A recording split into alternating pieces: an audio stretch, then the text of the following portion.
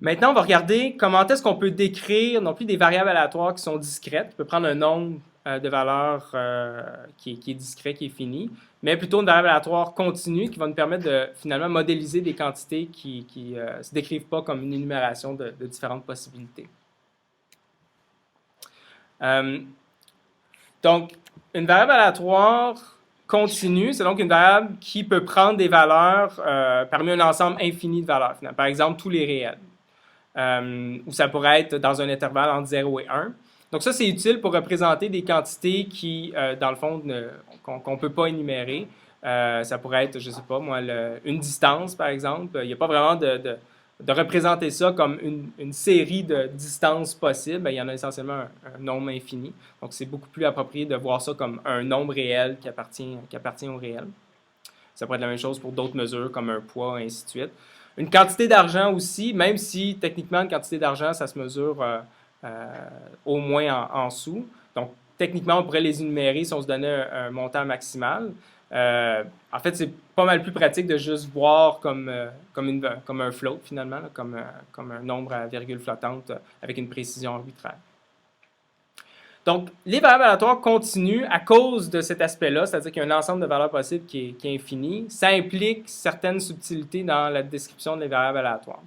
En fait, ce que ça implique, c'est qu'on va maintenant plutôt parler d'une fonction de densité, et on va la noter, elle aussi, P de x. Cette fonction de densité-là, ce n'est pas la probabilité que x prenne une valeur petit x donnée. Okay? Ça ne correspond pas à ça parce qu'il y a un nombre infini, en fait, de valeurs que x peut prendre. Puis techniquement, la probabilité que x prenne une valeur donnée spécifique, ça va être 0. Ce n'est pas possible d'assigner un chiffre qui est non nul, tel que si on fait la somme de toutes les probabilités sur une quantité infinie de choses, on n'aura pas une somme qui diverge. Qu'on va avoir une somme qui est à 1. Dans le cas discret, on veut que les probabilités somment à 1. Mais dans le cas infini, ça ne sera pas impossible d'assigner un chiffre qui est pas non nul, puis que je fasse la somme sur un nombre infini de quantités qui est non nul, puis que j'arrive à une quantité qui vaut 1.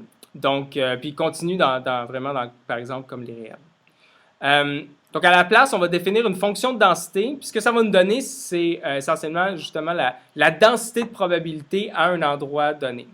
Puis le lien qu'on va faire entre la fonction de densité et la probabilité d'une observation est décrit ici. La probabilité qu'une variable aléatoire continue x appartienne à un intervalle a et b, entre a et b. Okay? Donc, mettons que j'étais de moins l'infini à plus l'infini. Là, je m'intéresse à est-ce que x est entre a et b. Bien, cette probabilité-là, je vais la calculer à partir de la fonction de densité. Puis ce que je vais faire, en fait, c'est une intégrale de ma fonction de densité de a vers b. Okay? Donc, c'est comme ça qu'on va définir les probabilités dans ce cas-ci, à partir d'une fonction de densité. Et donc, on voit que la notion de densité ici, c'est que cette probabilité-là va être élevée si P de x est élevé entre A et B. Okay? Donc, c'est comme si je suis en train d'accumuler de la densité en faisant l'intégration ici. Puis, plus la fonction de densité va être élevée, plus la probabilité que la valeur de x se trouve dans cet intervalle-là ici va être élevée. Okay? Donc, il y a quand même un parallèle entre les probabilités et les fonctions de densité. Vous allez voir, au fur et à mesure qu'on les manipule, en fait, on les manipule de façon très, très similaire. Les contraintes que vont satisfaire les fonctions de densité, c'est que, premièrement, P de x doit toujours être non négatif. Okay? Donc, c'est soit égal à 0 ou plus grand ou égal à 0. Ça, c'est un peu comme les probabilités, ils ne peuvent pas être négatives. La fonction de densité aussi, si je l'intègre, donc là, j'ai une seule variable aléatoire, je fais son intégrale de moins l'infini à plus l'infini, je suppose qu'elle est définie sur les réels. Si je fais cette intégrale-là, il faut que ça intègre à 1. Par contre, j'ai plus la contrainte ou j'ai plus la propriété que P de x n'est nécessairement plus petit que 1. Okay? Ça, c'est un aspect des variables aléatoires continues qui est un peu difficile à absorber, puis ça va possiblement vous prendre un certain temps à l'absorber également. Mais c'est entre autres pour ça qu'on parle de fonction de densité et non plus de probabilité. Okay?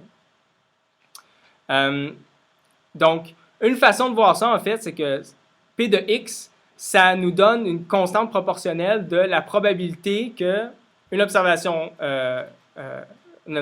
donnée soit dans un intervalle très, très petit autour d'une valeur x donnée. Okay? Une autre fonction qu'on va définir à partir de ça, que vous allez parfois voir dans le livre, entre autres, c'est la notion de fonction de répartition, en anglais Cumulative Distribution Function.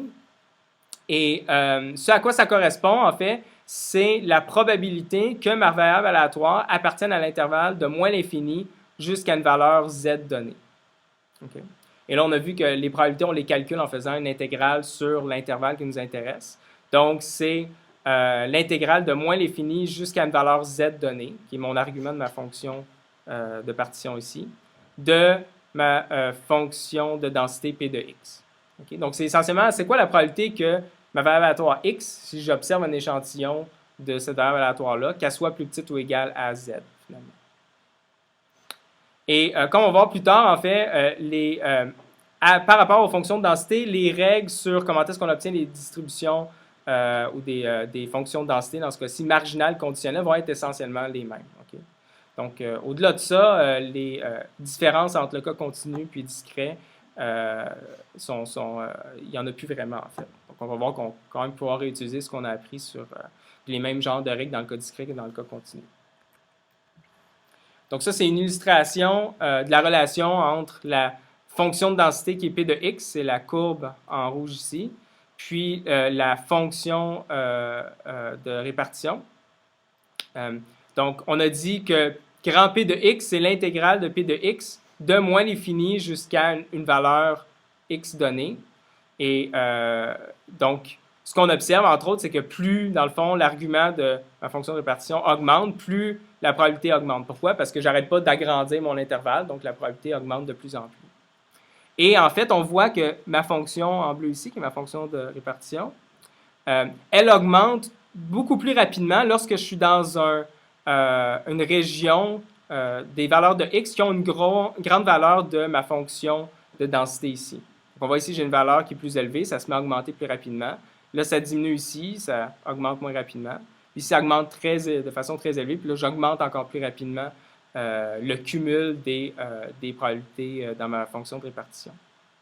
Okay. Donc, une autre relation entre la fonction de répartition et la fonction de densité, c'est qu'essentiellement, P de x, c'est un peu comme la dérivée, finalement, c'est en fait la dérivée de ma fonction de répartition. Ça me dit à quel point est-ce que les probabilités augmentent rapidement dans une région donnée.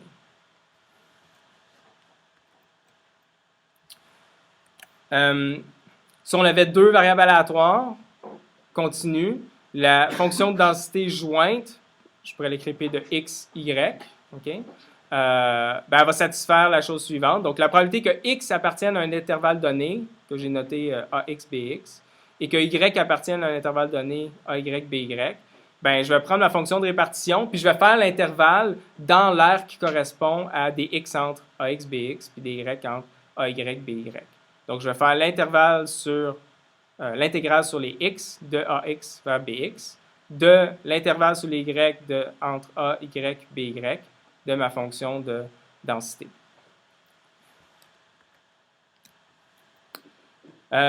Ensuite, pour obtenir la fonction de densité marginale, un peu comme les probabilités marginales, la fonction de densité marginale, ça correspond à faire la même règle que dans le cas discret, mais on remplace les sommes par des intégrales.